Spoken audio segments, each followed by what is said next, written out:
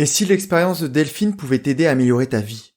Quand Delphine franchit la porte virtuelle de mon bureau, ses premiers mots sont « Je suis malheureuse, mais je ne sais pas pourquoi ». Devant le bol de céréales qu'elle sert à ses enfants, quand elle s'assoit à la cafétéria de son entreprise ou au moment de déposer son livre sur sa table de chevet, elle se répète en boucle cette phrase, pensant ne jamais trouver de solution. Pourtant, rapidement, à la fin d'une séance, elle arborera un beau sourire.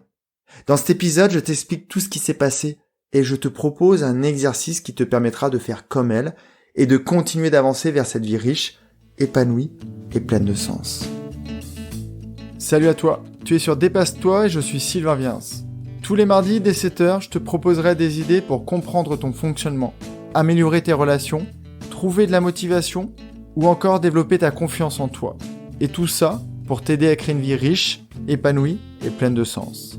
Si tu ne veux rien louper et profiter de tout ce que j'ai à t'offrir, je t'invite à t'abonner à la newsletter sur mon site, sylvainviens.com. Aujourd'hui, c'est Aude, qui est toute proche de l'océan, que je remercie pour son avis 5 étoiles. Elle a fait la totale. Les épisodes, la lettre et quelques séances d'accompagnement, et voici ce qu'elle m'écrit.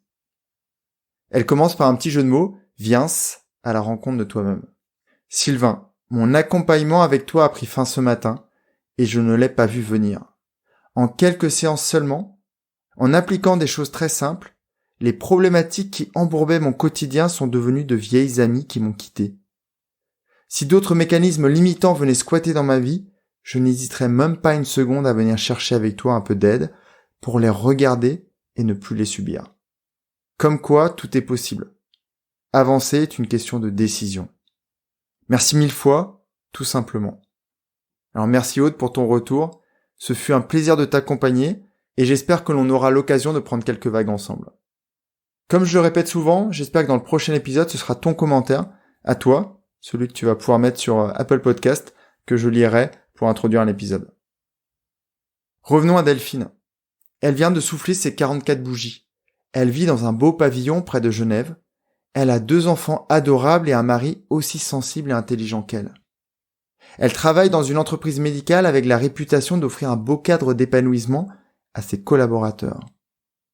Malgré ce portrait qui semble idyllique, Delphine n'est pas heureuse. Quand une musique sort de son radio-réveil, la première phrase qui lui vient à l'esprit est « Je me cacherai bien sous ma couette ». Elle n'a qu'une envie, c'est de rester au lit, mais sa petite voix lui rappelle que son rôle de maman est de se lever pour préparer ses enfants. Après la réalisation de quelques dossiers et l'animation de ses réunions, c'est l'heure de la pause repas. Quand elle a le courage de rejoindre ses collègues au self de l'entreprise, elle arbore un beau masque souriant. Mais au fond d'elle, elle se répète « Je n'ai pas envie de les rejoindre pour entendre leurs histoires ». Le soir, quand elle retrouve ses enfants, qui lui sautent dessus, elle essaye de faire bonne mine, mais elle se répète « Je n'arrive pas à en profiter ». Même quand le soir, elle est détendue dans son canapé à essayer de lire un roman d'aventure, qu'elle reçoit un texto de son mari, elle continue de se répéter « Ce n'est pas la vie dont j'ai envie ».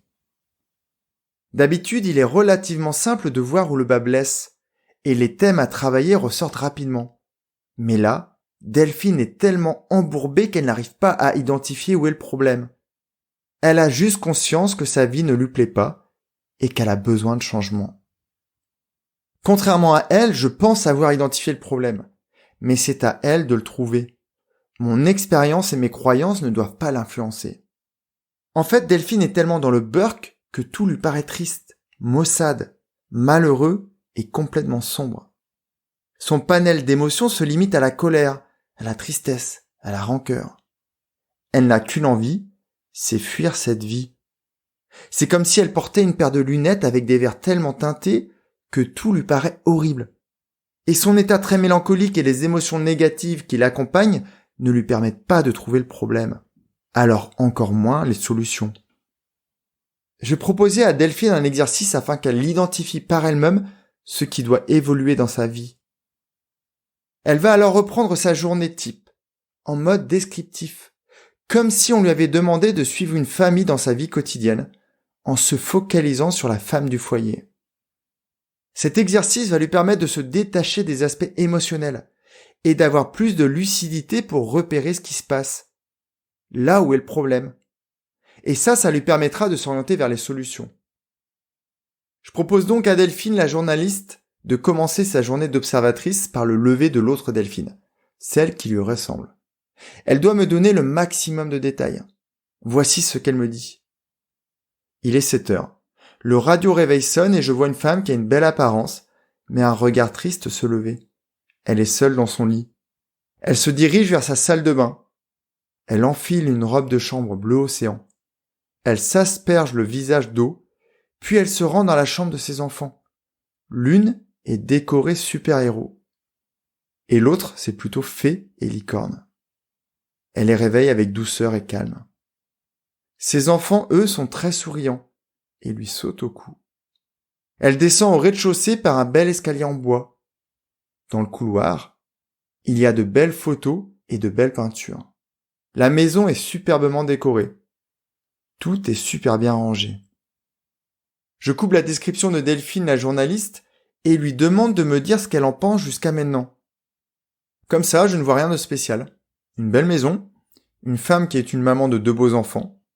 Elle a l'air très attentionnée, ses enfants ont l'air de beaucoup l'aimer. Ok, je lui demande de reprendre sa description. Je vois Delphine qui arrive sur son lieu de travail. Elle croise pas mal de personnes dans le couloir qui lui adressent de beaux sourires. Elle répond sans y mettre beaucoup de cœur. Ses bonjours sont plus timorés, plus réservés. Elle s'assoit sur un fauteuil dans son bureau et commence à ouvrir ses dossiers. Elle jongle entre son ordinateur et son téléphone. Tout a l'air de bien se passer. Je vois même son manager qui passe dans son bureau et leurs échanges sont très cordiaux. Son manager a l'air sympa. Je lui repose la question, est-ce que tu vois quelque chose de spécial jusque-là?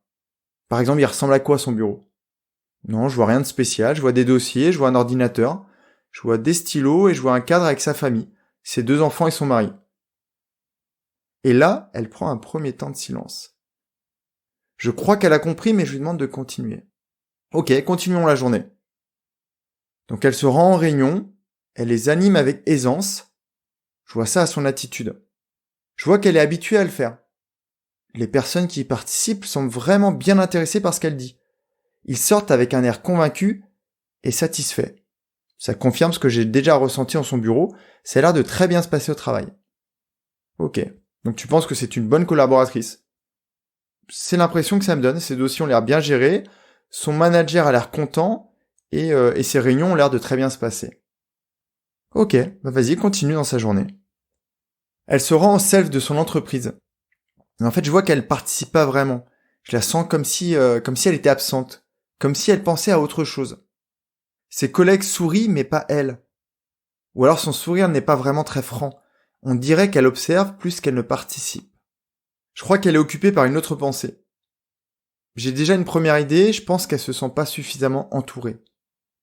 Ok, imaginons maintenant c'est la fin de sa journée, elle rentre chez elle, qu'est-ce que tu vois maintenant?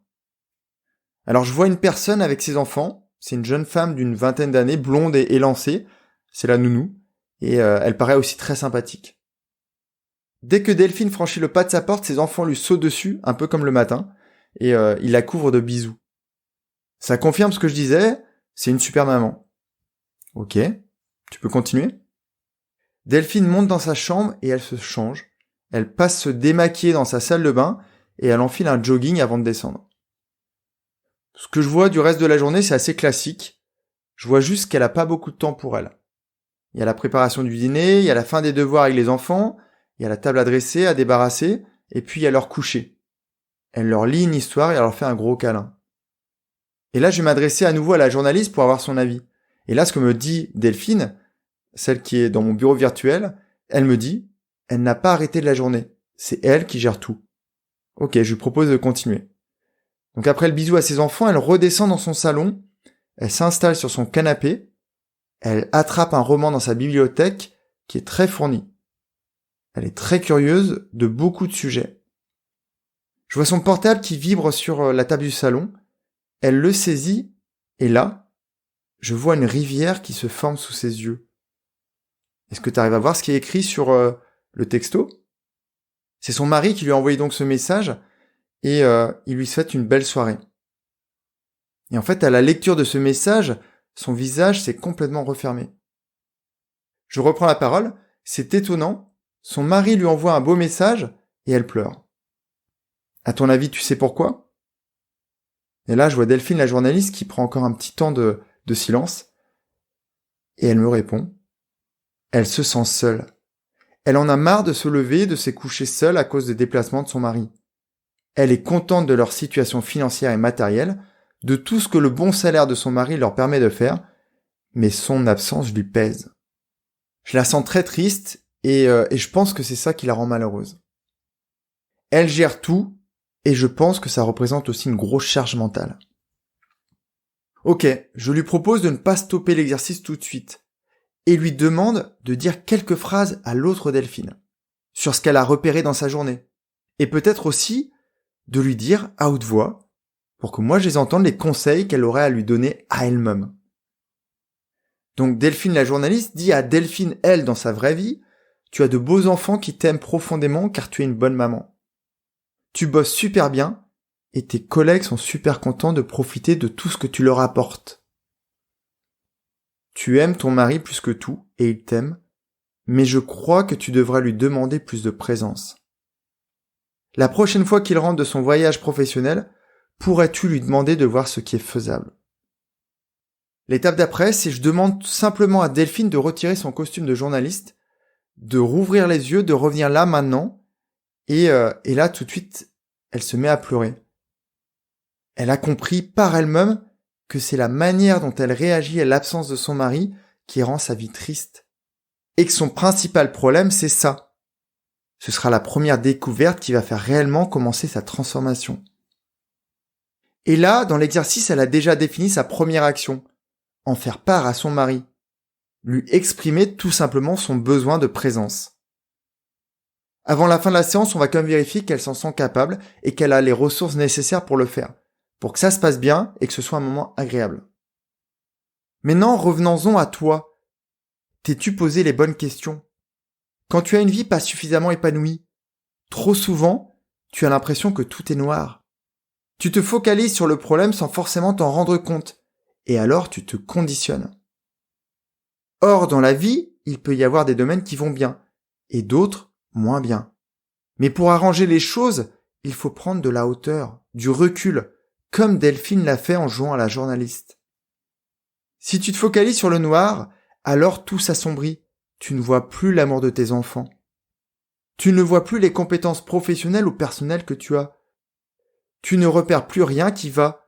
Quelquefois même les problèmes t'échappent. Or, si tu ne les identifies pas, si tu n'en prends pas conscience, tu ne peux rien faire. Et tu ne pourras jamais les solutionner. En faisant cet exercice d'observateur avec toi-même, tu vas te détacher de tes émotions. Tu vas t'extraire du burk que tu traverses. Et alors tu comprendras par toi-même où tu dois mettre ton énergie. Et alors, tu pourras réellement avancer.